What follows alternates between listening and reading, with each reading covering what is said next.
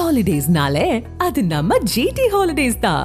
GT Holidays, South India's #1 travel brand.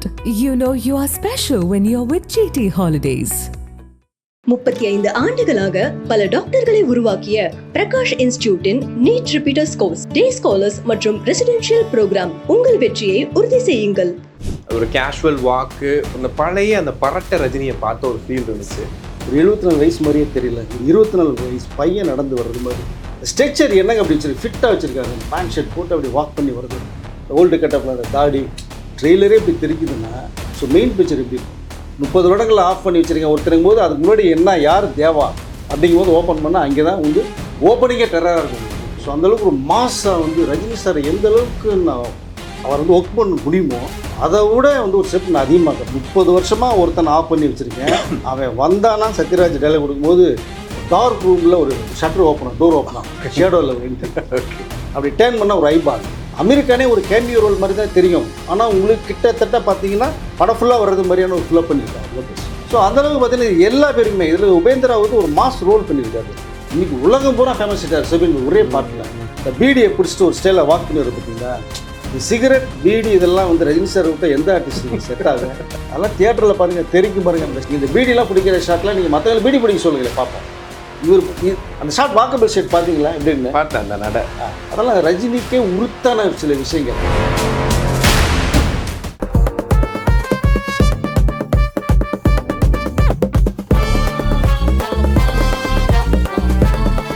உலகெங்கும் வாழும் ஆகாயம் தமிழ் நெஞ்சங்களுக்கு கிறிஸ்டியின் அன்பு வணக்கம். நம்மோடு சினிமா விமர்சகர் வெங்கடேஷன் இருந்திருக்காரு. வணக்கம் சார். வணக்கம் சார், எப்படி இருக்கீங்க? நல்லா இருக்கேன் சார். கூலி ட்ரெய்லர் பார்த்தோம், நிறைய விஷயங்கள் அதை பற்றி பேசணும். அதில் குறிப்பாக வந்து ஃபஸ்ட்டு நான் ஆரம்பிக்கிறேன் ரஜினி சார்ட்டேருந்து ஆரம்பிக்கிறேன். ஜெயிலரில் பார்க்கும்போது நிறைய பேர் குற்றச்சாட்டாக சொன்னாங்க, ஏன் இவ்வளோதான் ஃப்ரேம் வச்சுருக்கீங்க, நடக்கிறது அதோட விட்டுட்டீங்க அப்படின்னு. பட் இதில் வந்துட்டு பறக்கலை, மற்றபடி நடக்கிறாரு, ஓடுறாரு, ஃபைட் பண்ணுறாரு, ஒரு கேஷுவல் வாக்கு, அந்த பழைய அந்த பரட்ட ரஜினியை பார்த்த ஒரு ஃபீல் இருந்துச்சு. உங்களுக்கு எப்படி இருந்துச்சு ரஜினி? அதே சரி, நீங்கள் என்ன ஃபீல் பண்ணீங்களோ அதோட ஸ்டெப் நான் அதிகமாக ஃபீல் பண்ணிக்கிறேன். ஒரு 74 வயசு மாதிரியே தெரியல, ஒரு 24 வயசு பையன் நடந்து வர்றது மாதிரி. ஸ்ட்ரக்சர் என்னங்க அப்படி வச்சுருக்கு, ஃபிட்டாக வச்சுருக்காங்க. அந்த பேண்ட் ஷர்ட் போட்டு அப்படி வாக் பண்ணி வருது. இந்த ஓல்டு கட்டப்பில் அந்த தாடியை வந்து 3 மாதம் வளர்க்குறதுக்காக லோகேஷ் வெயிட் பண்ணாராம் அந்த தாடி வர்றதுக்கு. ஓகே. ஸோ அதை வளர்த்துட்டு வந்து பார்த்து அப்படியே அவருடைய அந்த மாஸ், அந்த நடக்கிறது ஸ்டைல், திரும்புறது வந்தாலே மாஸ் தாங்க. ட்ரெய்லர் எப்படி இருக்கும்னு நம்ம ரொம்ப எதிர்பார்த்துட்டு இருந்தோம். ஏன்னா சாங்கில் வந்து அப்படி இப்படி இருந்துன்னு சொல்லிட்டு, ஆனால் இன்றைக்கி 3 சாங்குமே பட்டைய கலப்பு ஒரு விஷயம்.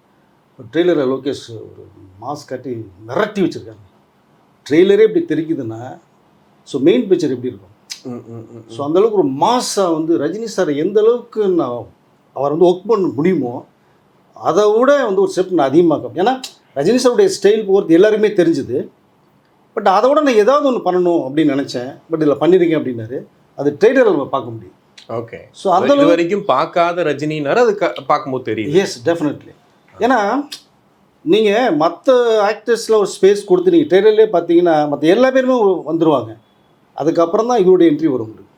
ட்ரெய்லர் ரஜினி சார் பார்த்துட்டு அக்செப்ட் பண்ணி ரிலீஸ் ஆகும். கண்டிப்பாக ஸ்பேஸ் ரொம்ப கம்மியாக தான் இருக்கும். எஸ், கம்மியாக தான் இருக்கும். பட் அந்த ஸ்பேஸ் கம்மியாக இருந்தாலும் அந்த வர்ற 5-6 ஷாட் பார்த்தீங்கன்னா தெறிக்க விட்ருக்காரு. கண்டிப்பாக 30 வருஷமாக ஒருத்தன் ஆஃப் பண்ணி வச்சுருக்கேன். அவன் வந்தானா சத்யராஜ் டைலாக் கொடுக்கும்போது டார்க் ரூமில் ஒரு ஷட்டர் ஓப்பனாக, டோர் ஓப்பனாக, ஷேடோவில் ஒரு என்ட்ரி. ஓகே. அப்படி டேர்ன் பண்ணால் ஒரு ஐபால். அவருடைய அந்த ஐபால் எந்த ஃப்ரேமில் என்ன பண்ணி காமிச்சாலே அது வந்து மெகா ஹிட்டுங்கிறதுக்கு ஒரு சின்ன சாம்பிள் தான் சார். ஜெயிலரில் ஒரு க்ளோஸ்அப் காமிச்சிருப்பாங்க, இதில் ஒரு க்ளோஸ்அப் இருக்கு. ஸோ ஆகஸ்ட் 14 நாளைக்கு வந்தால் நல்லா இருக்குமா அப்படிங்கிற மாதிரியான ஒரு எதிர்பார்ப்பு கிரியேட் பண்ணுறேன். ஆக்சுவலி நீங்கள் ரஜினி சாரை ரொம்ப காலமாக ஃபாலோ பண்ணிட்டு இருக்க ஒருத்தர், சத்யராஜுக்கு ரஜினிக்கு இருக்க பிரச்சனைலாம் உங்களுக்கு தெரியும் எப்படி இருந்துச்சு அப்படின்னு. சிவாஜி படம் நடிக்கும் போது கூட நான் எப்படி வில்லனா அப்படின்ற மாதிரிலாம் சொன்னதெல்லாம் கேள்விப்பட்டோம். ஆனால் இன்னைக்கு சத்யராஜ் ஒரு பில்டப் கொடுக்க அதில் ரஜினி சார் என்ட்ரி ஆக எப்படி சார் அது எங்களுக்கு வந்து பார்க்கும்போது இப்போ 2K கிட்ஸ்க்குலாம் ரொம்ப இதாக இருக்கும். இது என்ன சத்யராஜா ரஜினி சார்? ஆனால் நீங்கள் ஆரம்ப காலத்துலேருந்து பார்த்துருப்பீங்க, அவங்க நட்பு எப்படி இப்போ திடீர்னு ஒரு விஷயத்தில் மலர்ந்தது? திடீர்னு மலரல, எப்பவுமே நட்பு இருக்குது. சின்ன சின்ன கொள்கை ரீதியாக சத்யராஜனுடைய அவருடைய முரண்பாடுகள் வேறு, ரஜினி சாருடைய வேறுபாடு வேறு. அதில் தான் வந்து சத்யராஜ் கொஞ்சம் பேசி ஒரு சின்ன கான்ட்ரவர்சி நிறைய உருவாச்சு தவிர, மற்றபடி வந்து அவங்களுடைய நட்பு வந்து எப்போவுமே ஸ்ட்ராங்காக இருக்கும். ரஜினி சாரை பொறுத்த மட்டும் வந்து ஒரு விஷயம் வந்து பழக மாட்டார், யார்ட்டையும் பழகிட்டாருன்னா உயிரே கொடுத்துருவாங்க. நட்புக்கு ஒரு இலக்கணம்னு ரஜினி சார் சொல்லலாம். ஏன்னா நான் ஒரு 7-8 வருஷமாக பத்திரிக்கையில் அவருடையும் ட்ராவல் பண்ண ஒரு அனுபவங்கள் இப்போவும் நம்ம பார்த்தா கூப்பிட்டு பேசுகிறது. ஒரு தடவை ஒருத்தரை பார்த்து பேசுனா பேரை வச்சு கூப்பிடுவாருங்க. நீங்கள் வந்து 100 பேர் இடத்துல உங்களை பார்த்துட்டாருன்னா பார்த்தோன்னே கூப்பிடுவார். ஷார்ட்டில் இருந்தால் உங்களை கேட்பார், ஏதாவது முக்கியமாக பேசணுமா, இப்போவா அப்புறமா அப்படின்லாம் கேட்பாரு ஜாடையிலேயே. ஸோ அந்தளவுக்கு ஒரு நட்புக்கு மரியாதை தரக்கூடியவர். கண்டிப்பாக சத்யராஜ்கிட்டே அந்த மாதிரி. Yes definitely. மிஸ்டர் பாரத்தில் பண்ணும்போது கூட பார்த்தீங்கன்னா ரஜினிகாந்தோட அந்த கேரக்டர் சத்யராஜ் தான் ஹெவியாக இருக்கும் படத்தில்.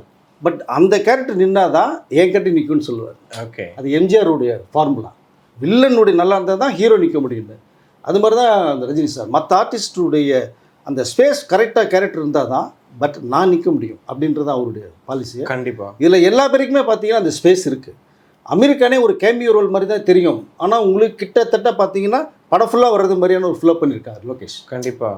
ஸோ அந்தளவுக்கு பார்த்தீங்கன்னா எல்லா பேருமே இதில் உபேந்திராவது ஒரு மாஸ் ரோல் பண்ணியிருக்காரு. அதில் நீங்கள் அந்த ஷார்ட்ஸ் பார்த்தீங்கன்னா தெரியும். பட் எல்லாருக்குமே வந்து பவர்ஃபுல்லாக கொடுத்துருக்காங்க. சாபின் மலையாளத்தில் வந்து ஹீரோவாக பண்ணி ஒரு காமெடியனாக அந்த மாதிரி பண்ணால் கூட இதில் என்ன ரோல் கொடுத்துருக்காங்க. ஓப்பனிங்காக அவர் தாங்க ஷார்ட்டில் வர்றாரு. மோனிகா சாங் அவர் தான். இன்றைக்கி உலகம் பூரா ஃபேமஸ் ஆகிட்டார் சபின் ஒரே பாட்டில். ஸோ மற்றவர்களுக்கு அந்த ஸ்பேஸ் கொடுத்து பண்ணுறதுல வந்து ரஜினி சார் விட்டால் அடிச்சிக்கவே முடியாது.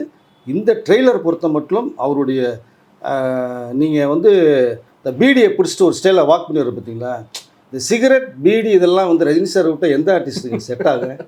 அப்போ வந்து சிவாஜி சார் ஒரு ஸ்டைல் பண்ணார் சிகரெட்டில், அது வந்து நம்ம ரஜினி சாரே சொல்லியிருக்காரு. ஆனால் தூக்கி போடுறது அந்த பீடி பிடிக்கிறது இதில் பார்த்தீங்கன்னா இந்த கூலியை வந்து பீடி பிடிச்சிட்டு அந்த ஒரு ஷாட் அதெல்லாம் தியேட்டரில் பாருங்கள் தெரிக்கும் பாருங்கள். அந்த ஷாட்லாம் ஆக்சுவலாக அதுதான் கேட்கணும்னு நினச்சேன். தியேட்டர் மூமெண்ட் அப்படிங்கிறது தேவான்னு தெரிஞ்சுக்கிட்டே என்கிட்ட ஒருத்தர் விளையாடி காட்டியிருக்கானா அப்படின்ற டைலாக் இருக்கட்டும், சத்யராஜ் சொல்கிறதா இருக்கட்டும், ரொம்ப நாளாக ஒருத்தனை வந்து நான் ஆஃப்லைனில் போட்டு வச்சுருக்கேன் போது அந்த ஐபால் காட்டுறது இருக்கட்டும், நிறைய தியேட்டர் மூமெண்ட் பார்க்குறோம். இது தாண்டி பார்த்தா நாகார்ஜுனா ஒரு பக்கம் பயங்கர மாசாக காட்டுறாங்க. உபேந்திரா நீங்கள் சொன்ன மாதிரி, இன்னொரு சைடு சௌபின் சாகிர் அவர் அந்த கேரக்டரே ஒரு மாதிரி வித்தியாசமாக காட்டுறாங்க. ஸோ இத்தனையும் வச்சு ஒரு விஷயம் பண்ணும்போது தியேட்டர் மூமெண்ட்ஸ் எப்படி இருக்கும்னு நினைக்கிறேன். அதான் சொல்கிறேன், தெரிக்கும். அந்த நீங்கள் லிரிக்க அரங்கம் தெரிக்கிட்டுமேன்னு எழுதுனதே அந்த ஒரு விஷயத்துக்கு தான். நீங்கள் அவங்களுக்கு உள்ள ஸ்பேஸ் அதிகமாக இருக்குது சார். நாகார்ஜுனாலாம் பவர்ஃபுல் இல்லை. நீங்கள் அந்த சுற்றியில் எடுத்துகிட்டு வர ஷாட்லாம் நீங்கள் பார்த்தீங்கன்னா நாகார்ஜுனாவே வந்து என்னை பார்த்தா பயமாக இருக்குன்னு சொல்கிறாராம் படம் பார்த்ததுக்கு அப்புறமே. அவரை பார்த்து அவருக்கே என்ன பதிலே பயமாக இருக்கு, என்ன இப்படி நீ வேலை வாங்கியிருக்கீங்க லோகேஷ் அப்படின்னு எதிர்பார்க்கல அப்படின்னு. அதுக்கு 7 மாதம் வெயிட் பண்ணார் லோகேஷ். உன் கேரக்டருக்கு நாகார்ஜுனா தான் வேணும்னு சொல்லி. சபின் கேரக்டர் ஆக்சுவலாக வேற பண்ண வேண்டிய ஒரு ஆர்டிஸ்ட், அது மிஸ் ஆனதுனால தான் சபின் பண்ணார். பெரிய லக்கி. பகத் பாசல் கூட கேட்டதா. எஸ் அவருடைய இந்த வேட்டையன் பண்ணிட்டாரு. அங்கே டேட்ஸ் கிடைக்கலும் போது இந்த இவங்க வந்து இதுக்காக வெயிட் பண்ண முடியாதுன்னா டக்குன்னு சாபினை தூக்கி போட்டாங்க. பிரமாதமாக பண்ணியிருக்காரு. ஸோ நீங்கள் ஃபஸ்ட்டு பார்த்தீங்கன்னா இந்த நாகார்ஜுனோட டைலாக் ஒருத்தர் பிறக்கும் போதே யார் வருது ஓப்பனிங்கே வில்லன்றது தான் ஓப்பன் ஆகுது. இது என்ன ஒரு காரணம்னா ரஜினி சாருக்கு வில்லன்னா ரொம்ப பிடிக்கும் சார். அதாவது வில்லனுக்கு தகுந்த ஒரு வந்து ஸ்கிரிப்ட் பண்ணால் ரொம்ப ஹாப்பியாகும். இந்த ஸ்கிரிப்டே கிட்டத்தட்ட ஒரு 4-5 வருஷமாக ரெடி பண்ண ஸ்கிரிப்ட் இது. பண்ணி லியோலையே இருக்கும் போதே பண்ண ஸ்கிரிப்ட் இது. ரஜினி சார் சொன்னோன்னே நான் வேட்டையை முடிச்சுட்டு வரேன், நீங்கள் முடிச்சுட்டு வாங்க பண்ணுவாங்க, நீங்கள் முடிச்சுட்டாங்க. ஒரு கிட்டத்தட்ட 18 months டியூரேஷனில் படம் கிளாஸாக வந்திருக்கு. நீங்கள் ஸ்ருதிஹாசன் வரும்போது அந்த ஸ்மைல் ஒன்று பண்ணார் சிரி பார்த்தீங்களா, அவருடைய ஃபேவரட் ஸ்மைல். ஆமாம், அதெல்லாம் வந்து எந்த நடிகருமே வராத ஒரு ஸ்மைல் சிரிப்பது. ஓகே. அப்புறம் சேரில் உட்காந்து அந்த கண்ணு கலங்கிற ஒரு ஷாட் ஒன்று. இதெல்லாம் அதாவது எல்லாமே வந்துட்டு லோக்கியோட சிக்னேச்சராகவும் வச்சிருக்காரு, ரஜினியோட ஸ்டைலும் அதில் இருக்கு. Yes definitely. 2 பேரும் மிக்சிங் தான். எல்சி படங்கிற ரஜினி சார் படம் மட்டும்தான் சொல்லியிருக்காரு. பட் இதுக்குள்ளே வந்து அவருடைய போர்ஷன் எல்லாமே கொஞ்சம் மிக்சடாக வச்சுருக்காரு. ஓகே. நீங்கள் இதில் பார்த்தீங்கன்னா ரஜினி சாருடைய ரெஃபரன்ஸ் வரும். இங்கே தளபதியுடைய நண்பன் சூர்யா தேவா, இதில் தேவா அந்த ஸ்ருதிஹாசன் பேசும்போது கூட அவர் என்னோட அப்பா அப்படிம்போது அது உனக்கு வேணா உனக்கு அப்பா, எனக்கு என் நண்பன் பேசுகிறேன். நீங்கள் தளபதி ரெஃபரன்ஸ். இதற்கப்புறம் பார்த்தீங்கன்னா ரஜினி சார் வரும்போது ஒரு நெகட்டிவ்ல ஷேட் அவுட் டக்குனு பாஷா இருக்கிறதுலே பெரிய ஒரு இதாக இருக்குது. என்ன இது இருக்குன்னு எனக்கு தெரியல. ஒன்றும் இல்லை, பாஷாவில் இன்டர்வல் வரைக்கும் நம்ம மாணிக்கமாக ஒரு கேரக்டர் வாழ்ந்துருப்பார். Family sentiment. ஆமாம், தம்பி இது அமைதியாக இருக்கிறார். இன்டர்வலில் தான் பஸ் யாருன்னு தெரியும். செகண்ட் ஹாஃப்லாம் மாணிக் பாஷா. சத்யராஜ் டைலாக் வருது இல்லையா, 30 வருஷமாக ஒருத்தன் ஆஃப் பண்ணி வச்சுருக்கேன் வந்தானில்ல, அப்படியே கட் பண்ணிங்கன்னா நீங்கள் டிஸ்கோ சாங்கில் ஒரு டீசர் விட்டாங்களா ஓப்பனிங்கில், ரைட் அந்த ரஜினி வர்றாரு உள்ள. ஓகே. ஸோ பாஷாவில் அந்த ஏஜ் கம்மி பண்ண மாதிரி இதில் ஒரு இது வருது. எஸ், நீங்கள் பாஷாவை எடுத்துக்கலாம். பாஷாவில் மாணிக்கமாக ஒரு கேரக்டர், மாணிக் பாஷா ஒரு கேரக்டர் பண்ணியிருப்பார். செகண்ட் ஹாஃபில் எனக்கு இன்னொரு பேர் இருக்குன்னு சொன்னால் நெகட்டிவ்ல காமிப்பாங்களா. கண்டிப்பாக அந்த ரெஃபரன்ஸ் நெகட்டிவ்ல ஒரு ஷார்ட் இதில் வரும் பாருங்க. ஆமாம், லாஸ்ட்டாக வருது இல்லையா. இதற்கு முன்னாடியே அந்த தேவா யார், அவன் வந்தால் என்ன நடக்கும் அப்படிங்கும்போது அந்த கட்ஸ் என்ன நடந்தது விஷயம். ஓகே. இப்போ நீங்கள் லைவாக இருக்கிற மேட்டர் தான் நீங்கள் ட்ரெயிலரில் பார்க்குறீங்க.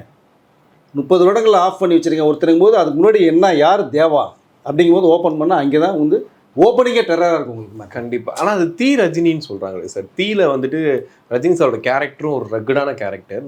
பீடி, அவருடைய ஹேர் ஸ்டைல் எல்லாமே வித்தியாசமாக இருக்கும் இல்லையா? அந்த கேரக்டர் மாதிரி இருக்குன்றாங்க. இல்லை தீயோட கண்டினியூட்டியாக இருக்குன்ற மாதிரி பேசல. தீயோட கண்டினியூட்டி கிடையாது. பட் அதில் இந்த ஆர்பருங்கும் போது அந்த டச் வரதான் செய்யும். அது நேச்சுரல். நீங்கள் பேஸ் ஒரு ஸ்மக்லின்னு இந்த மாதிரி வச்சோம்னா நீங்கள் 2 பேக்ட்ராப் தான் பண்ண முடியும். ஒன்று மும்பை ஹெட் குவார்ட்டர்ஸை வச்சு ஒரு ஹைடெக்காக காமிக்கலாம். ஒன்று அது ஆர்பரில் காமிச்சிங்கன்னா நீங்கள் ஸ்மக்லிங் ஈஸியாக உள்ளே பண்ண முடியும். ஓகே. அந்த ஒரு டியூன் தான் கதைக்களம் எடுத்திருக்காரு. அது தீயினுடைய சாயல் வரதான் செய்யும். பட் அது கிட்டத்தட்ட சொல்லி ஒரு 3-4 படம் வந்து லோகேஷுக்கு பிடிச்சது. தீ, தளபதி, பாஷா 3 படத்தோட ரெஃபரன்ஸ் இதில் இருக்குது. ஓகே. இப்போ ட்ரெய்லர்லேயே தெரியுது. ரெண்டாவது பார்த்தீங்க அப்படின்னா இதில் டைலாக்கே வந்து பார்த்தீங்கன்னா தேவாவை உயர்த்தி பண்ணுறது மாதிரியான விஷயங்கள்லாம் சத்யராஜோட பாயிண்ட் ஆஃப் வியூ வருது இல்லையா? அது யாருங்கிறது நீங்கள் கட் பண்ணால் அங்கே தான் உங்களுக்கு ஓப்பன் ஆகுது. ஓகே. பட் இது ஒரு மாசா உலகமே எதிர்பார்த்துட்டு இருந்த ஒரு ட்ரெய்லர். இந்த ட்ரெய்லர் தான் மெயின் பிக்சர் 14th வருது, நீங்கள் பாருங்கடா அப்படிங்கிற மாதிரி. Okay sir. இதில் முக்கியமாக ஏ சர்டிஃபிகேட் நீங்களே யோசிச்சிருப்பீங்க. எத்தனையோ ஆண்டுகளுக்கு அப்புறமா ஏ சர்டிஃபிகேட். அது இல்லாமல் குடும்பங்கள் வந்து அதிகமாக பார்க்குற படம் ரஜினி படம். அப்படின்னும் போது இப்போ இந்த படத்தை குடும்பங்கள் வருவாங்களா அப்படிங்கிறது இருக்குது. அதுவும் 18 years கீழேன்னும் போது 2K கிட்ஸு, ஜென்ஸு எல்லாருக்குமே இந்த படம் பிடிச்சி வரணும்னு ஆசைப்படுற ஒரு படம். பட் ஏ சர்டிஃபிகேட்ஸ் கொடுத்துருக்காங்க. ஆனால் ட்ரெய்லரில் எங்கேயுமே அந்த அளவுக்கு ஒரு காட்சி இருக்கான்னு கேட்டால் எதுவுமே பிளேஸ் ஆகலை. படத்தில் இருக்குமா அப்படிங்கிற மாதிரி. இல்லை, அது என்னென்னா ஒரு ஆக்ஷன் பிளாக்கு, ஒரு கேங்ஸ்டரு கமர்ஷியலாக பண்ணும்போது உங்களுக்கு ரத்தம் தெரிக்கிற ஷார்ட்ஸ் கொஞ்சம் வரதான் செய்யும். லோகேஷ் படம் இதுக்கு முன்னாடி படத்துலையும் வந்துருக்கு, மறுபடியும் வந்திருக்கு. பட் இது ஏன் சர்டிஃபிகேட் எதுக்கு கொடுக்கப்பட்டதுன்றது ஒரு விஷயம் வந்து அதை உண்மையாக வந்து நமக்கு கொஞ்சம் கன்ஃபியூஸ்டு தான், புரியல. பட் என்னென்னா ஓவராக வயலன்ஸ் இருக்கிறதா ஒரு தகவல். நீங்கள் சென்சாரில் கூட வந்து சில ஷார்ட்ஸ் எல்லாம் கட் பண்ணி பண்ணிங்கன்னா யூஏ தர்றதாகவும் அவங்க சொன்னதாக ஒரு தகவல். ஆனால் முடியாது. பட் வந்து இவங்க எடுத்துகிட்டு அவங்களுடைய கண்டென்ட் மிஸ் ஆயிரும். நீங்கள் அதனுடைய டெப்த்து டக்குன்னு வந்து குறையும். அப்போ நீங்கள் அந்த ஒரு பவர் காமிச்சாதான், நீ வில்லன் பவராக இருந்தாலும் ஹீரோவோட பவராக காமிக்கணும். இப்போ வில்லன் அடிக்கணும் அவன் 100 பேரோட இருப்பான் இல்லையா? 100 பேரை ஹீரோ அடிக்கிறதா இருந்தால் நீங்கள் டைலாக்கே ஒரு செபின் பேசுறது, கூலியில் அத்தனை கூலியில் எனக்கு ஒரே கூலி, ஒத்த கூலி தான் எனக்கு வேணும்போது அது ரஜினி தான் டார்கெட். ஸோ அப்படி இருக்கும்போது அத்தனை பேர் அடிக்கிறான் அப்படின்னு ஒரு கேரக்டர் வருது அப்படின்னு தேவா கிட்ட அடிக்கிற அப்படின்னா அங்கே வயலன்ஸ் தேவை, நீ தவிர்க்கவே முடியாது.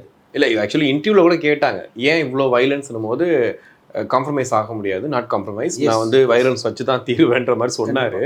ஆனால் இது ஜெயிலரில் பார்த்துருப்பீங்க, தலையை வெட்டுற சீனை கூட ட்ரெய்லரில் வச்சுருந்தாங்க. படத்துலையும் நீங்கள் பார்த்துருப்பீங்க, பிளர் கூட இருக்காது. ஆனால் அதுக்கு வந்து நமக்கு ஏ சர்டிஃபிகேட் அப்படின்றது இல்லை. ஆனால் இதுக்கு எப்படி ஏ சர்டிஃபிகேட்? நீங்கள் டோட்டலாக படத்தினுடைய கண்டென்ட்டே பார்த்தீங்கன்னா எல்லா பேருமே ட்ரெயிலர் பார்க்கும்போது எல்லாமே கன்னில் அடிக்கிறது, உபேந்திரா கத்தியில் குத்துற ஷாட்டு, அப்புறம் அவர் வந்து சுத்தியில் எடுத்து அடிக்கிறது, ரத்தம் பிளிறது அப்படிங்கும்போது அது கொஞ்சம் என்ன சின்ன பசங்க பயந்துருவாங்கன்ற அந்த ஒரு கான்செப்ட் தான் இவங்க சென்சார் கொடுத்த ஏ சர்டிஃபிகேட். பட் மேபி எதுவாக இருந்தாலும் ரஜினி சார் ஃபேமிலியோடு வர்றது. நீங்கள் இதில் வந்து வல்கராலிட்டி கிடையாது, வேறு எந்த தாட்ஸுமே கிடையாது. வயலன்ஸ் அந்த கதைக்கு அந்த வயலன்ஸ் தேவைங்கிற ஒரு பட்சம். காம்ப்ரமைஸ் சன் பிக்சர்ஸும் காம்ப்ரமைஸ் ஆகலை, லோகேஷும் ஆகலை. ரஜினி சார் வந்து உங்களுக்கு எனக்கு ஓகேனா இது எது கிடைச்சா எனக்கு ப்ராப்ளம் இல்லைன்னு அவருடைய ஸ்டேட்மெண்ட் சொல்லிட்டாங்க. அதன் பிறகு தான் ஏ கிடைச்சது. ஆனால் வசூல் ரீதியாக பார்க்கும்போது சார் இப்போ முதல் 4 நாள் டார்கெட் வச்சுருக்காங்கன்னு சொல்கிறீங்க. இப்போ அந்த 4 நாளுமே வந்து லீவ் டைம் வருது. அப்படின்னும் போது மொத்தமாக குடும்பமாக வரணும்னு ஆசைப்படுவாங்க. அவங்க வரும்போது தான் நமக்கு 300 கோடி 400 கோடின்ற டார்கெட்டே அவங்க எடுத்து வச்சுருக்காங்க. அது கம்மியாயிடும் இல்லையா அந்த முதல் 4 நாள் வசூல் அப்படிங்கிறது? இல்லை, நீங்கள் ஃபேமிலி ஆடியன்ஸ் கண்டிப்பாக வருவாங்க. நீங்கள் அந்த பிலோ 18ங்கிறது தான் கொஞ்சம் டிஸ்டர்பன்ஸாக இருக்கும். பட் அது வந்து எனக்கும் கொஞ்சம் இருக்குது. ஏன்னா இன்றைக்கி யங்ஸ்டர்ஸ் பூராமே 5 வயசுலேருந்து 10-15 வயசு ரஜினி படம்னா முன்னாடி நிற்கிறாங்க. வீட்டில் அடமெண்ட் பண்ணி சண்டை போட்டு வீட்டுக்கு கூட்டு போகிறாங்க பசங்க ரஜினி சார் படம் பார்க்கணும். பாஷாலாம் ரிலீஸ்லாம் சின்ன பசங்களால தான். நான் கேட்குறேன், பாஷாக்கே வந்துட்டு ஃபுல்லாக ஜென்சி கிட்ஸ் தான் இருந்தாங்க, எல்லாம் 13-14 வயசு பசங்க தான் கொண்டாடினாங்க. அப்படின்னும் போது இதை யோசிப்பாங்க இல்லையா? அதுதான் என்னன்னா கதைக்கு தேவையினால தவிர்க்க முடியல. நீங்கள் யூக்காக வந்து நீங்கள் ஒரு பாதி போர்ஷனை எடுத்தீங்க அப்படின்னா நீங்கள் சொல்ல போகிற அந்த அழுத்தம் டெப்த்து இருக்காது. நீங்கள் ஒருத்தனை அடித்தாதான் பறக்கும் அப்படின்னா நீங்கள் அந்த ஷார்ட் பவர்ஃபுல்லாக காமிக்கணும். நீங்கள் சும்மா அப்படி தட்டுற மாதிரி வச்சிங்கன்னா அது நம்ப முடியாது. ஓகே, அதற்காக வைக்கப்பட்டதான். பட் நீங்கள் என்ன சொன்னாலும் உலகம் பூரா எதிர்பார்க்கப்பட்ட ஒரு படம், உலக ரசிகர்கள் மக்கள் எதிர்பார்த்துட்டு இருக்காங்க. உலகம் போகாத நாடுகளுக்கு அந்த கூலி படம் போகுது இப்போ. ஸோ டோட்டலாக கவரேஜ் பண்ணோம்னா உங்களுக்கு ஏகப்பட்ட ஸ்க்ரீன்ஸ். அனிருத் வந்து நீங்கள் ஃபஸ்ட்டு பாட்டெல்லாம் சொன்னீங்க, அது ஐ எம் டேஞ்சர்னு ஒரு பாட்டு போட்டிருக்காரு. ஆக்சுவலி அந்த பாட்டு கேட்டால் ஒரு ஹாலிவுட் ரேஞ்சுக்கு பாட்டுன்னு வச்சுக்கலாம். அது யாருக்கு வரும் அப்படிங்கிறது தெரியல. ஏன்னா ஒவ்வொரு ஆளுக்கும் ஒரு பிஜிஎம் இருக்கும் இல்லையா, அது நாகார்ஜுனாவுக்கோ யாருக்கோ அந்த பிஜிஎம் பயங்கரமாக போட்டிருக்காரு அப்படின்னு. ஆனால் ட்ரெய்லரில் சத்தமே இல்லாமல் ஒரே சாங் வச்சு முடிச்சிட்டாங்க. ட்ரெய்லர் நீங்கள் சொன்ன மாதிரி பெருசாக ஷார்ட்ஸ் எதுவுமே பெருசாக காட்டுது. அப்படின்னும் போது எல்லாத்தையும் படத்துக்காக வெயிட் பண்ண வச்சிருக்காங்க. ஆமாம் சார், இது வேண்டாம், ஹைப்பெல்லாம் ரொம்ப கொடுக்க வேண்டாம். அவர் ஹைப்பே வேணான்னு சொன்ன ட்ரெய்லரே வேணாம் டிசைட் பண்ணுது. ட்ரெய்லர் விடவேனா நீங்கள் மெயின் பிக்சரே பார்த்துக்கிட்டோம் நமக்கு, அப்போ தான் அந்த டெப்த்து தெரியும் நமக்கு அப்படிங்கிற விஷயம் தான் பேசப்பட்டது. பட் கடைசி நிமிஷத்துலேருந்து வேணாம், சாங்கில் தான் பெருசாக நம்ம ஃபோக்கஸ் பண்ண முடியல, ட்ரெய்லர் ரிலீஸ் பண்ணோம்னா இதில் கொஞ்சமாக தான் உங்களுக்கு ஷார்ட்ஸ் எடுத்து வச்சுருக்காங்க ட்ரெய்லரில், அதுவே நீங்கள் தெரிக்குது நம்ம பார்க்கும்போது. ஸோ நீ மெயின் பிக்சரில் இன்னும் அதிகமாக இருக்கும், பட் நீங்கள் ஸ்க்ரீனில் பார்க்கும்போது தெரியும். நீங்கள் எப்படி ஜெயிலரில் நம்ம அலப்புரை கிளப்புறோம் சாங் எல்லாருக்குமே வரும், ரஜினி சாருக்கு வரும், மோகன்லாலுக்கு எல்லாருக்குமே வரும், சிவராஜ்குமாருக்கு வரும், 3 பேருக்குமே அந்த சாங் அந்த பிஜிஎம்மோட வரும். கிட்டத்தட்ட இதுலேயும் பார்த்தீங்கன்னா 4 நண்பர்கள் தானே உங்களுக்கு, ரஜினி சாரோட உயிர் நண்பர்கள். ஆப்போசிட்டு வில்லங்க நாகார்ஜுனா என்ன மாதிரி அட்டாக் பண்ணுறாங்க போது தான் அந்த ஒரு பேஸாக வச்சுட்டு எல்லாத்தையுமே ட்ராவல் பண்ணுறாங்க, அனிருத் பண்ணியிருக்காரு. ஓகே, கண்டிப்பாக அதுவும் இருக்கும்னு நினைக்கிறேன். Yes definitely sir. ஆக்சுவலி இது எல்சியூவா அதுவான்ற இதுக்குள்ளேயும் போயிட்டாங்க. ஏன்னா அமீர் கான் கழுத்தில் ஒரு டேட்டூ ஒன்று இருக்குது, அது சூர்யாவோட டேட்டூ ஆச்சு, அந்த தேல் சிம்பிள் ரோலெக்ஸோட டேட்டூ அப்படின்ட்டு. அது வேணும்னே வைக்கிறாரா? ஏன்னா இதே மாதிரி தான் ஆச்சு விக்ரமில் பார்க்கும்போது, அந்த இதில் வந்தது, அதுக்கப்புறம் லியோவில் பார்க்கும்போது அதே சிம்பிள் விஜயோட இதில் அந்த சாக்குப்பையில் இருந்துச்சுன்னு சொல்லிட்டு எதையாவது பேசட்டும்னே பண்ணுறாரா லோக்கி? இல்லை, கிட்டத்தட்ட நீங்கள் பார்த்தீங்கன்னா அமீர் கானுடைய அந்த ஸ்டைல் கெட்ட பேர் பார்த்தீங்கன்னா ரோலெக்ஸோட அண்ணன் ஜிராஸ் கப் அண்ணன் மாதிரி இருக்கும். அந்த அதாவது ஹேர் ஸ்டைலு, அந்த மீசை, அந்த டென்ஷனாக வருது, குண்டாமணி போட்டு வர ஸ்டைலு மூமெண்ட்லாம் பார்த்தீங்கன்னா கிட்டத்தட்ட ரோலெக்ஸுடைய அண்ணன் மாதிரி தான் நமக்கு தோணுது. பட் என்ன தான் இருந்தாலும் ஒரு டைரக்டருடைய மேக்கிங் போது அவருடைய டச் கண்டிப்பாக வரும் சார். அது நீங்கள் வைக்க வேணாம் நினைச்சோட ஆட்டோமேட்டிக்காக உள்ளே வந்துடும். இல்லை, கமல் சார் விக்ரம் படத்தில் பார்த்துருப்பீங்க, அந்த படுத்துக்கிட்டு கண்ணு கலங்குற சீனு, அதே மாதிரி ஷார்ட் இதில் உட்காந்துட்டு அதான் முன்னாடி சொன்னேன் உங்களுக்கு, கண்ணு கலங்க ரெடிஷன் ஃபீல் பண்ணுற ஒரு ஷார்ட் ஒன்று வருது. அதில் இந்த கமல் இந்த பேரனை பார்த்து அந்த ஒரு ஃபீலில் ஒன்று பண்ணுவார். ஸோ அதான் சொல்கிறேன் இல்லையா, அந்த டைரக்டருடைய டச்சு கண்டிப்பாக எல்லா படங்கள்லையுமே வரும், அதை நம்ம தவிர்க்கவே முடியாது. இதுலேயே இந்த ரெஃபரன்ஸ் கூட நான் சொன்னேன், பாஷாவுடைய இந்த நெகட்டிவ்லாம் பார்த்தீங்கன்னா ஷார்ட்ஸ்லாம் பார்த்தீங்கன்னா பாஷாவுடைய ஸ்டைலில் இருக்கும். பார்க்குறது பீடி பிடிக்கும்போது தீ ஸ்டைலில் வரும், நண்பன் அப்படிங்கும்போது இது நம்ம தளபதியோட அந்த ரெஃபரன்ஸ் வரும். ஸோ அதனால் ஒவ்வொருத்தருடைய இது நமக்கு வரும். இதுக்கு மீறி நீங்கள் சத்யராஜும் ரஜினிக்கும் ஒரு சாங் வேறு இருக்குது தெரியுமா உங்களுக்கு, ரெஃபரன்ஸ் சாங் இருக்குல்ல, இருக்குது. நீங்கள் படத்தில் வைக்கிறத டிசைட் பண்ணிட்டு இருக்காங்க, வச்சால் அந்த சாங் தெரியும் தியேட்டரில். ஓகே, என்னமா கண்ணு மாதிரி. எஸ், வாட்டவர் சும்மா அந்த மாதிரி இருக்கிறதுக்கு வாய்ப்பு இருக்கு. கண்டிப்பாக அது சொல்லியிருக்காங்க, கண்டிப்பாக வரதுக்கு வாய்ப்புகள் இருக்கும். மேபி பார்ப்போம். ஸ்ருதிஹாசனுக்கு நிறைய ஸ்பேஸ் கொடுத்த மாதிரி இருக்கு. ஏன்னா அவங்க அந்த எதையோ ஒரு ஸ்ட்ரக்சரில் தள்ளிட்டு போயிட்டு இருக்காங்க, ஒரு 4-5 ஷார்ட்ஸ் எல்லாம் காட்டுறாங்க. அப்படின்னும் போது அவங்க தான் மையம் அப்படிங்கிற மாதிரி இருக்கு. அவங்க வெளியில இன்டர்வியூஸ்ல சொல்லும் போது சொன்னாங்க, இல்லை இதுக்கப்புறம் நிறைய பேசப்படும் ஸ்ருதிஹாசன் அப்படிங்கிறது, அந்த மாதிரி தோணும் சார். கண்டிப்பாக சார், ஸ்ருதிஹாசன் தான் மெயின் ரோல் சார், அதில் கண்டென்ட் தான் சார். எப்பயுமே ஒரு கதைக்கு எமோஷனல் கண்டிப்பாக தேவை. அதுவும் லோகேஷ்னா கொஞ்சம் ஸ்ட்ராங்காகவே இருக்கும் எமோஷனல். இந்த எமோஷனல் கண்டிப்பாக தேவை. அது இல்லைன்னா நீங்கள் படம் மாற்றி கொண்டு போக முடியாது. நீங்கள் ஒருத்தனை அடிக்கிறேன்னா காரணம்லாம் அடிக்க மாட்டான், அது காரணம் தான் அடிப்பான். ஸோ அப்படிங்கும் போது தான் இங்கே ஸ்ருதிஹாசனை தான் மெயின் ரோலாக வச்சு ட்ராவல் பண்ணுறாங்க. ஒரு கண்டென்ட் லைனே போகும். ஸ்ருதிஹாசனுக்கு பவர்ஃபுல் ரோல் இது. நீங்கள் ரஜினி சாரும் ஸ்ருதிஹாசன் மீட் பண்ணுற அந்த சீன் டெப்த்து பார்த்தினாலே இதுக்கு பின்னாடி பெருசாக ஏதோ ஒன்று இருக்குங்கிறத நமக்கு புரிய வருது. கண்டிப்பாக. ஸோ இது அந்த ஷார்ட்ஸ்லாம் காமிக்கும் போது ஒரு கண்டென்ட்டு நான் தப்பிச்சு நான் ஒரு ஆள் தான் மாதிரி ஒரு சொல்லுவேன் அப்படின்னு. ஸோ இது முன்னாடி என்ன நடந்தது? ஸோ நாகார்ஜுனா ஒரு ஃபேமிலி அடிச்சு தூள் பண்ணிடுறான். அதுக்கப்புறம் தான் ரிவெஞ்சு ரொம்ப ஓவராக எடுக்கிறாங்க. அமைதியாக இருந்த ஒரு சிங்கத்தை தட்டி எழுப்பிட்டிங்கன்னா நட நடக்கும் அப்படின்னா வேட்டையாட தான் செய்யும்.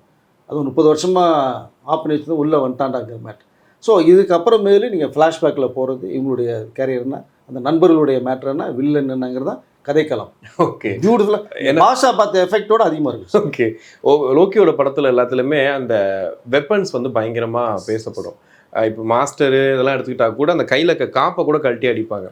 இதில் அந்த கூலி பேட்சை தான் அதிகமாக காட்டுறாங்க. பேட்ச் எடுத்து இது பண்ணுற மாதிரி, அதில் ரத்தம் வர்ற மாதிரி, துடைக்கிற மாதிரி, அந்த மாதிரியே தான் இதுலேயும் இருக்குது. ப்ளஸ் கன் இருக்குது, எல்லாமே இருக்குது. ஆனால் இதில் கொஞ்சம் கம்மியாக தெரியுது. எல்லாமே அந்த கோடாரி, கத்தி, அதுதான் அதிகமாக இருக்குது. கொஞ்சம் சேஞ்ச் ஆகிருக்காரா லோக்கி படத்துக்காக? ஒன்றும் இல்லை, அன்பர் இதில் விளையாடி இருக்காரு. நீங்கள் கன்று வருது, ரோலர் கன்லாம் வருது, நீங்கள் மெயின் பிக்சர் பார்க்கும்போது தெரியுது.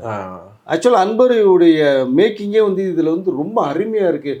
ரஜினி சாரே டூப்பே படம் ஷார்ட் பண்ணிருக்காருங்க ஃபைட்லாம் பார்க்கும்போது. அன்பரையும் லோகேஷ்லாம் சொல்லும்போது கண்டிப்பாக பேசியா? எஸ், அன்பரையும் லோகேஷும் டூப்பு பக்கத்தில் வச்சுட்டு போடலாங்கும் போது ரஜினி சார் வேணான்னு சொன்னாரா? நான் பண்ணுறேன், உங்களுக்கு என்ன கஷ்டம்? நான் பண்ணலைன்னா தான் நீங்கள் சொல்லணும். நீங்கள் அப்படின்ட்டு ரோப் கூட இல்லாமல் நிறைய ஷார்ட்ஸ் வந்து பண்ணியிருக்காரு. ஓகே, நீங்கள் அந்த ஸ்டாண்ட் பைல பார்க்கும்போது 4 பேர் நைஃப் எடுத்து இந்த கழுத்தையும் கண்ணையும் வெட்டுறதும் போது அதெல்லாம் ஒரு மேக் ஸ்டைல் ரவுண்ட் பண்ணியிருப்பாரு பாருங்க. என்ன ஸ்டைலுங்க அது? இல்லை நான் தான் சார் கேட்கணும்னு நினச்சேன். ஜெயிலருக்கு முன்னாடி வரைக்கும் ரஜினி சார் கிட்ட ஒரு சொல்லிட்டே இருப்பாங்க, ஃப்ரேம் இவ்வளோ தான் வைக்கிறாங்க, ஏன்னா அவருடைய உடலமைப்பு மாறிடுச்சு அப்படிங்கிற மாதிரி. சிவாஜிலேயே வந்து இந்த இடம்லாம் வந்துட்டு ரொம்ப கஷ்டப்பட்டு தான் மேட்ச் பண்ணதெல்லாம் பேசினாங்க. ஜெயிலர் வரைக்கும் நம்ம பார்த்தோம் அப்படி தான் இருந்தார் அப்படின்ட்டு. ஆனால் இதில் நீங்கள் சொன்ன ஷார்ட்டில் இப்படி வராரு, இப்படி திரும்பி பண்ணுறாரு அந்த ஃபிட்னஸ்ஸு, அந்த ஷர்ட், அது ஒரு மாதிரி வித்தியாசமாக இருந்துச்சு இல்லையா? அந்த கேமரா வந்து அவங்க ஆங்கிள்லாம் இது பண்ணி வச்சா கூட அவ்வளோ ஃபாஸ்ட்டாக பண்ணுறதெல்லாம் எப்படி சார் அது? இந்த வயசுல 74 வயசுல அதுதான் சொன்னேன் நான் உங்களுக்கு. அந்த கையை இப்படி காட்டும் போது கூட ஃபைட் சீனில் அடிச்சு போகிறதெல்லாம் எப்படி அது? எஸ் அதான் சொன்னேன் இல்லையா, அவர் வந்து பாடியை வந்து ஃபிட்னஸ் கரெக்டாக வச்சுருக்காரு. நீங்கள் வந்து ஒரு 74 வயசு இந்த ஆக்டிவ் பண்ண முடியுமான்னு எனக்கு உண்மையிலேயே மிகப்பெரிய ஒரு கேள்விக்குறியாக இருக்குது எனக்கு அது. பட் இன்னமும் நீங்கள் ட்ரெய்லர் லான்ச்சுக்கு முன்னாடி நீங்கள் காரில் வந்து இறங்கி போகிறத பார்த்தீங்களா? உற்சாகமாக மேலே என்னங்க ஒரு பிளாக் ஷர்ட் போட்டு அந்த ஒயிட் ரெடா வந்து கை நீட்டு கை தட்டிட்டு ஒரு மாஸ் என்ட்ரி கொடுக்குறாரு. ஸோ அவர் நீங்கள் மேக்கப் போடாமல் பார்க்குற ரஜினி வேறங்க, மேக்கப் போட்டால் அந்த ரஜினி வேறங்க. உள்ளே போயிட்டாருன்னா பெர்ஃபார்மன்ஸுக்குள்ளே அவருக்கு தீனி நீங்கள் போடவே முடியாது. நீ என்ன கொடுத்தாலும் இந்த சீனுக்குள்ளே புதுசாக என்ன கொண்டு வரலாம் அப்படிங்கிறதான் சொல்லுவார். நீங்கள் இந்த பீடிலாம் பிடிக்கிற ஷாட்டில் நீங்கள் மற்றவங்களை பீடி பிடிக்க சொல்லுங்களேன் பார்ப்போம். இவர் அந்த ஷார்ட் வாக்கபிள் ஷர்ட் பார்த்தீங்களா எப்படின்னு? பார்த்தேன் அந்த நட. எஸ், அதெல்லாம் ரஜினிக்கே உறுத்தான சில விஷயங்கள். அதை விட நான் ஒரு ஸ்டெப் அதிகமாக ரஜினி சாரை நான் வேலை வாங்கியிருக்கேன், பண்ணியிருக்கேன்னு லோகேஷ் சொல்கிறேன். ரெண்டாவது அவருக்குள்ள பயங்கரமான ஒரு ஹியூமர் ஒன்று ஒளிஞ்சிக்கிட்டே இருக்கும் ஓடிப்பார். ரஜினி சார் மாதிரி காமெடிலாம் பண்ணவே முடியாதுங்க. நான் நேரில் பார்த்தவன் 10 நிமிஷம் சிரிக்க வைப்பார் உங்களை. பயங்கரமாக காமெடி பண்ணுவார், எங்கே இருந்தோன்னே தெரியாது. இல்லை அதில் கூட அந்த லாஸ்ட்டில் பார்த்தேன் சார், சொல்ல வந்தேன். இல்லை அது எனக்கு தெரிஞ்ச வரைக்கும் நான் எப்படி பார்த்தேன்னா, அந்த ஷாட் துண்டாக இருந்துச்சு. அது வரைக்கும் ஓகே, அப்படியே ஃபயராக போய் ஒரு எமோஷனல் வந்துச்சு, அப்புறம் ஃபயர் ஆச்சு. லாஸ்ட்டாக வரும்போது அந்த ஃப்ளாஷ்பேக் மாதிரிலாம் காட்டினாங்க. அந்த ஷாட் எதுக்கு வச்சாங்க? படம் பார்க்கும்போது தெரியும். இல்லை பைக்லலாம் உட்காந்துருக்காங்க, டக்குனு உட்காந்துருப்பாங்க, ஜஸ்ட் ஒரு நார்மலாக வாக் பண்ணது மாதிரி ஆகும்போது சின்ன ஜர்க்குன்னு அப்படிம்பாரு, அப்படியே எந்திரிப்பானு அப்படி சைலண்டாக போவார். ஆனால் அது எதை பார்த்து சொன்னாங்க? ஒரு விஷயம் இருக்குது, நம்ம உடனே வேணா நீங்கள் மெயின் பிக்சர் போது பாருங்க. என்ன சார் எல்சி மாதிரி இது ஒரு விஷயம் இது ஒரு கோடா அப்படின்னு? கண்டிப்பாக அது ஒரு விஷயம் இருக்கு. ஃபைனலாக வந்துட்டு இன்னைக்கு ரஜினி சாரோட ஆடியோ லான்ச்சுன்றதை தாண்டி இன்னைக்கு என்ன பேச போறாரு? மினிமமாக அவர் பேசுகிற விஷயம்தான் கண்டிப்பாக பிரேக்கிங்காக மாறப்போகுதுன்னே எடுத்துக்கலாம். இவ்வளவு நாள் பேசும்போது நீங்கள் சொன்ன காக்கா கழுகு நிறைய பார்த்துட்டோம், ஏகப்பட்ட இது பேசுவார். ஸ்டேஜை வந்து கவர்ற விஷயம் வந்து அவரோட வாய்ஸும் அவர் அந்த ஃப்ளோவாக பேசுறது எல்லாமே. பேசும்போது ஒரு ஆள் வந்து ஸ்க்ரீன் பிளே மாதிரி பேச முடியுமானா ரஜினி சார் பேசுவார். இன்னைக்கு எப்படி இருக்கும்னு நினைக்கிறீங்க ஸ்பீச் வந்து தெரிவிக்குங்க. நீங்கள் சொன்னது மாதிரி இந்த காக்கா கழுகு மட்டும் அன்னைக்கு இருந்த சூழ்நிலைங்கும் போது ஒரு விளக்கம் கொடுத்தாங்கன்னு ஒருத்தவங்க, அப்படிங்கும்போது இந்த விளக்கத்தை அவர் கொடுத்தார். இப்போ நீங்கள் இந்த ட்ரெயிலில் பார்த்தீங்கன்னா 74 வயசு மாதிரி தெரியல, 90 வயசுலேயும் இதே மாதிரி தான் நடிப்பார். அவர் நடிப்போட்டு நான் போகிறேன்னு சொன்னாதான் அவர் போகாத வரைக்கும் ஒரு சூப்பர் ஸ்டார் ஹீரோ தான். ஸோ இந்த இதில் நீங்கள் பார்த்தீங்கன்னா ஸ்பீச்லாம் பார்த்தீங்கன்னா நல்ல ஹியூமரிஸாக ஜென்ரலாக தான் பேசுகிறதா ஒரு டாபிக் எனக்கு வந்து வேறு எந்த அந்த பார்டர் விட்டு அவர் தாண்டதுக்கான வாய்ப்புகள் கிடையாது. அரசியலோ கான்ட்ரவர்ஷியலோ இல்லை எதுவுமே பேசுகிற வாய்ப்புகள் இல்லைன்னு தான் எனக்கு வந்த தகவல் எனக்கு. அதன் பிறகு பார்த்தோம்னா இது வந்து ஒரு ஹியூமராக இந்த படம் எப்படி உருவாச்சு, இந்த படத்தை சம்மந்தப்பட்ட நிறைய விஷயங்கள் நடந்தது. அப்போ உடல்நிலை சரியில்லாம விஷயம் அதெல்லாம் விளக்கம் கொடுக்குறாரு. ஏன்னா லோகேஷ்க்கு ஒரு சின்ன ஒரு டாட் வந்தது. அப்போ நீங்கள் ரஜினி சார் ரொம்ப வேலை இல்லாமல் அதுக்கெல்லாம் விளக்கம் கொடுக்குறாரு. ரெண்டாவது அவருடைய ரசிகர்களுக்கு முக்கியமான ஒரு கருத்தை ஒன்று சொல்கிறதுக்காக ரெடியாக இருக்காங்க. ஜெயலலிதா எப்படி நீங்கள் ட்ரிங்க்ஸு சாப்பிடுங்க, ஆனால் வாரத்துக்கு நாள் சாப்பிடுங்க, வேண்டாம் இந்த குடினால தான் என்னுடைய வாழ்க்கையில் நான் எங்கேயோ போக வேண்டிய இப்போ இங்கே இருக்கேன் நான் அப்படின்னாரு. இப்போ உச்சத்தில் இருக்கிறார். ஸோ கிங் மேக்கராக இருக்கார். அரசியல் இன்றைக்கி யார் தமிழகத்தில் முதலமைச்சராக வரணுங்கிறது நிர்ணயிக்கிற ஒரு பொசிஷனில் இருக்கார். பட் இதுக்கு மேலே நான் போக வேண்டியது. ஆனால் ஸோ குடிநாள் அந்த விளக்கத்தை கொடுத்தார். அதுக்கு ரெஸ்பான்ஸ் நல்லா இருந்துச்சு, ரொம்ப பொருள் பேசப்பட்டது. ரஜினி சார் ஓப்பன் ஸ்டேட்மெண்ட் கொடுவார், மறைச்சி பேச மாட்டார். இதுலேயும் ஒரு விஷயம் ரசிகர்களுக்காக மக்களுக்காக ஒரு கருத்தை ஒன்று சொல்கிறதுக்கு இருக்காங்க. ரொம்ப ஜாலியான ஸ்பீச்சாக தான் இருக்கும். அது கிட்டத்தட்ட ஒரு 1 மணி நேரத்துக்கு மேலாக தெரிக்கும் அந்த பேச்சு. பழைய அனுபவங்கள்லாம் சொல்கிறாரு. லோகேஷை பற்றி நிறைய விஷயங்கள் இதில் ஃபோக்கஸ் சொன்னார். லோகேஷ் இன்டர்வியூல சொன்னார், ஆடியோ லான்ச்ல பார்த்துக்கலாம் அப்படின்னு சொன்ன மாதிரி. அதனால் அவருடைய எஃபர்ட்டை சொல்ல வர்றாரு. அவருடைய யூனிட் எந்த அளவுக்கு வந்து ஒர்க் ஆச்சு. பட் இது இல்லாமல் இந்த யங்ஸ்டர்ஸ் எந்த அளவுக்கு இப்போ வர்றாங்க, வரக்கூடிய படங்கள் என்ன, நிறைய யங்ஸ்டர் கூப்பிட்டு இப்போ நிறைய அப்ரிஷியேட் பண்ணிட்டு இருந்தாங்க எவ்வளோ பேர்த்த. அதில் எந்த மாதிரி படங்கள் வரணும் அப்படிங்கிற சில விஷயங்கள், அவருடைய அந்த ஃப்ரெண்ட்ஷிப் வட்டாரத்தை பற்றி, இந்த 50 வருடமாக ஒரு சாதனையான ஒரு ஹீரோவாக. ஸோ 75 to 2025 50 வருஷம் ஆச்சு ஹீரோ வந்து. ஓகே. ஸோ அதன் பற்றின சில விஷயங்கள், பழைய ஞாபகங்கள். எஸ்பி முத்துராமன் வந்திருக்காரு. எஸ்பி முத்துராமன் தான் ரஜினி சாரை தூக்கி கொடுத்ததுல மிகப்பெரிய பங்கு. 50 இயர்ஸ்க்கு ஏதோ விஷயம் நடக்க போகுது. ஏன்னா பாலச்சந்தர் கேபி சார் இல்லை. கேபி சார் இருந்திருந்தாங்கன்னா அவருக்கு அது வந்து இந்த இடத்துல அவர் தரக்கூடிய மரியாதையே வேறு. பட் அந்த இடத்துல வந்து இப்போ எஸ்பிஎம் சார் வந்திருக்கார். ஸோ இல்லை கேபி, எஸ்பிஎம், ஏவிஎம் இது சம்மந்தப்பட்ட விஷயங்கள், அவருடைய நடந்து வந்த இந்த பாதை ஒன்று இருக்குது இல்லைங்களா, அந்த பாதை எப்படிப்பட்ட பாதை, இன்றைக்கி எப்படி வந்திருக்கும், கண்டிப்பாக இது மாதிரி எப்படி இருக்கிற விஷயத்தை கருத்துக்கள் சொல்கிறதுக்கான ஒரு விஷயமா தான் எனக்கு வந்து. ஓகே, ஆக்சுவலாக நம்ம பேசிட்டு இருக்க டைமில் எனக்கு தெரிஞ்ச அவர் பேசிகிட்டு இருப்பாருன்னு நினைக்கிறேன். நம்ம பேசி முடிச்சதுக்கப்புறம் இன்னொரு தடவை உங்களை மீட் பண்ணி நான் பேசுவேன் சார். நிறைய விஷயங்கள் பேசணும். ஒரு இடத்துக்கு ரொம்ப நன்றி. நன்றி. Holidays-nale, adu namma GT Holidays da. GT Holidays, South India's #1 travel brand. You know you are special when you're with GT Holidays. 35 ஆண்டுகளாக பல டாக்டர்களை உருவாக்கிய பிரகாஷ் இன்ஸ்டிடியூட்டின் நீட் ரிப்பீட்டர்ஸ் கோர்ஸ், டே ஸ்காலர்ஸ் மற்றும் ரெசிடென்ஷியல் ப்ரோக்ராம். உங்கள் வெற்றியை உறுதி செய்யுங்கள்.